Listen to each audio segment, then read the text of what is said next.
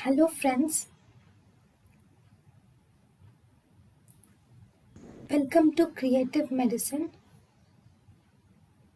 In this lecture, we will learn about. Hello friends, let us now learn some important points about ulcerative colitis. So what do you see in ulcerative colitis? Ulcerative colitis is most commonly seen in developed countries. It is most commonly seen in developed countries and it usually occurs in the age group of less than 30 years of age, that is in young adults it is seen. Then if you see, it is most commonly seen in females, that is associated with OCP use. And here if you see, smoking is protective for ulcerative colitis. It is protective for ulcerative colitis. Most commonly ulcerative colitis will occur in whites, it occurs in Jews, and also it occurs in persons of North European ancestry. It occurs in persons of North European ancestry. Okay, so if you see the etiology is actually unknown. And what are the infectious agents which are implicated in ulcerative colitis? Or we have infectious agents like Clostridium difficile is associated with ulcerative colitis, or Campylobacter jejuni is associated with ulcerative colitis. And what about the risk factors? The risk factors are, if you see, the risk factors of ulcerative colitis are family history will have a significant risk. Then smoking is actually protective in ulcerative colitis. Then you have appendicectomy. Appendicectomy will decrease the risk of ulcerative colitis. It will decrease the risk of ulcerative colitis. Then if you see the pathology, in the pathology, first in ulcerative colitis there will be involvement of mucosa is seen along with submucosa. Mucosa and submucosa are only involved. Okay, then even if you see the muscularis propria, here muscularis propria will be spared. Mucosa and submucosa involved, muscularis propria is spared. Then what about the typical gross appearance?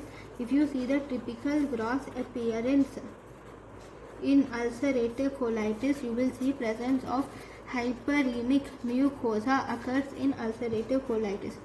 This hyperemic mucosa is responsible for fine mucosal granulations which occur in ulcerative colitis. Then if you see the rectal involvement,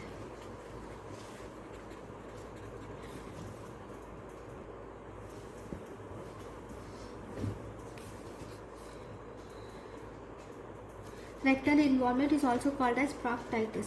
Actually this rectal involvement is or proctitis is hallmark and it is present in almost 100% of patients of ulcerative colitis. And here where does the disease? The disease mainly starts from rectum. The disease mainly starts from rectum and it will extend proximally. The disease will start from rectum and it will extend proximally. So this disease is actually present continuously. Then if you see, we also have presence of pseudo polyps will also be seen, and these pseudo polyps are most common in ulcerative colitis. Ulcerative colitis is most commonly seen than Crohn's disease. Especially the pseudo polyps are more common in ulcerative colitis than in Crohn's disease. What is the most characteristic lesion of ulcerative colitis?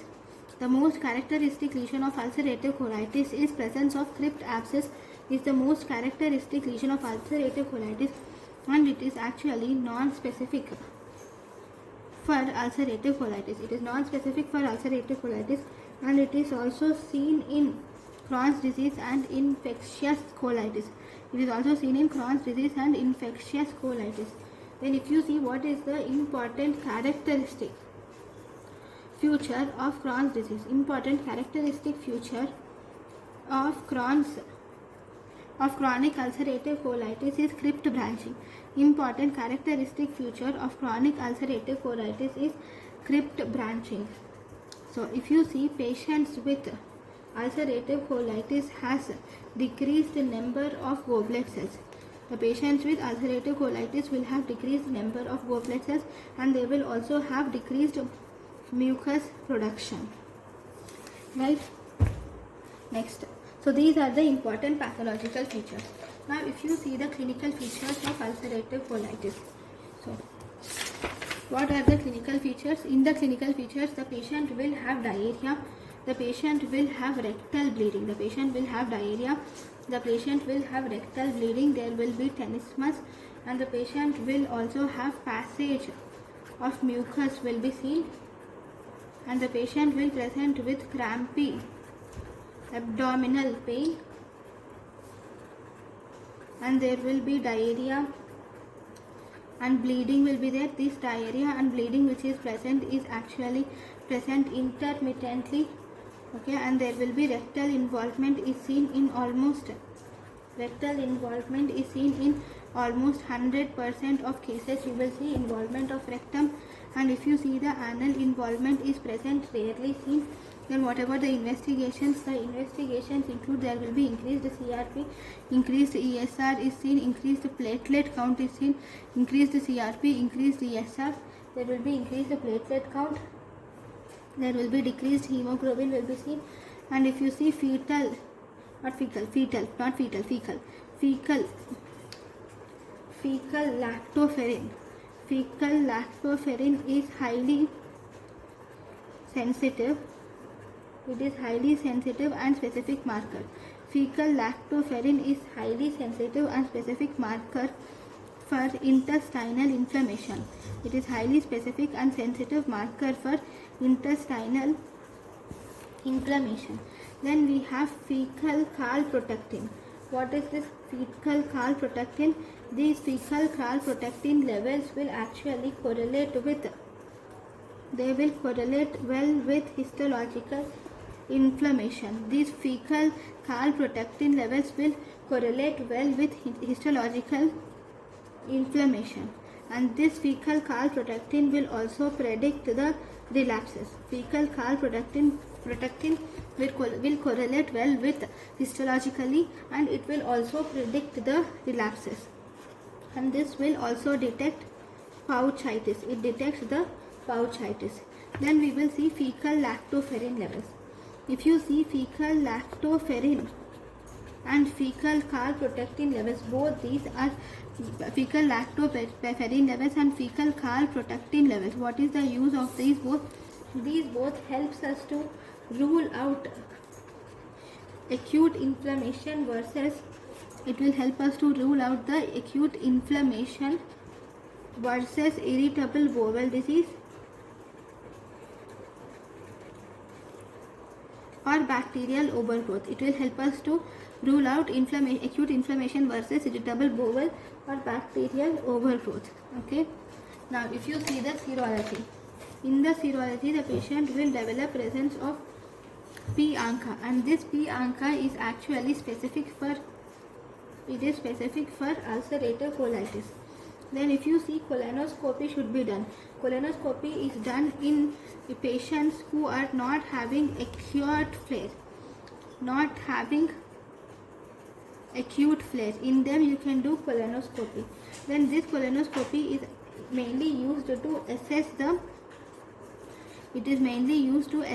disease extent and activity. If you see in colonoscopy, earliest finding of this colonoscopy is presence of decreased vascularity will be seen. There will be decreased vascularity with erythematous and edematous bowel. You will see decreased vascularity with erythematous and edematous bowel is seen. So earliest finding of colposcopy is decreased vascularity with erythematous and edematous bowel.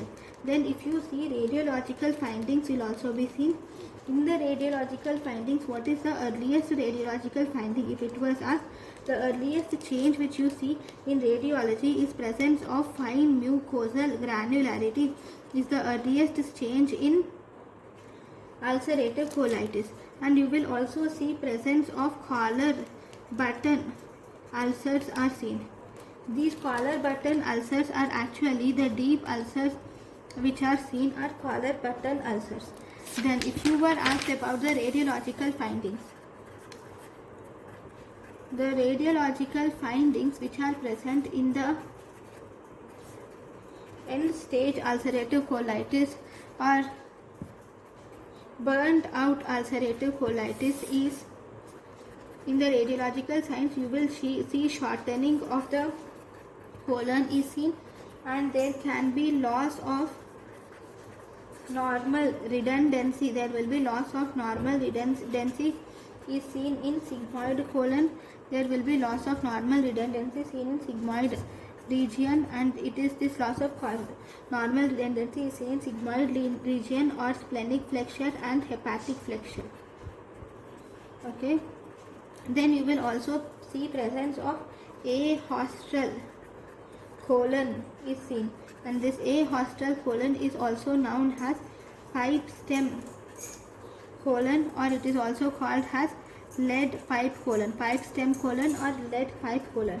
Okay, we can also call it as this ahostral colon is also called as garden hose appearance is also seen, and this is also called as stovepipe appearance. We have garden hose appearance, stovepipe appearance, or pipe stem appearance, or lead pipe colon. So this has futureless mucosa is also seen as a future, and you will also see presence of narrow caliber of bowel is seen. Okay. Now there is one more characteristic feature of ulcerative colitis is presence of backwash ileitis is seen. This backwash ileitis is actually seen in 15 to 20% of cases of ulcerative colitis, and this backwash ileitis on the barium enema. On barium enema, this backwash ileitis, it is seen as fixed patulous ileocecal valve. It is seen as fixed patulous ileocecal valve, and here you will also see presence of dilated granular terminal ileum is seen. You will also see presence of dilated granular terminal ileum. So this is backwash ileitis. Next.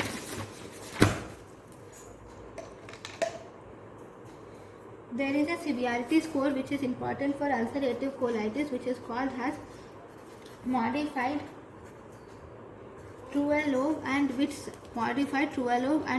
severity index. This modified Truelove and Witt's severity index is mainly done for disease severity grading. It is done for disease severity grading of ulcerative colitis. And what about the extraintestinal manifestations? If you see the extraintestinal manifestations of ulcerative colitis, these mainly include arthritis, and then you can do ankylosing. The extraintestinal manifestations include arthritis, ankylosing spondylitis, and these also include erythema nodosum. Okay. Then these include erythema nodosum, pyoderma gangrenosum, and these also include primary sclerosing cholangitis. So this is about the extraintestinal manifestations of ulcerative colitis. Thank you for watching. Thank you, and thank you for watching.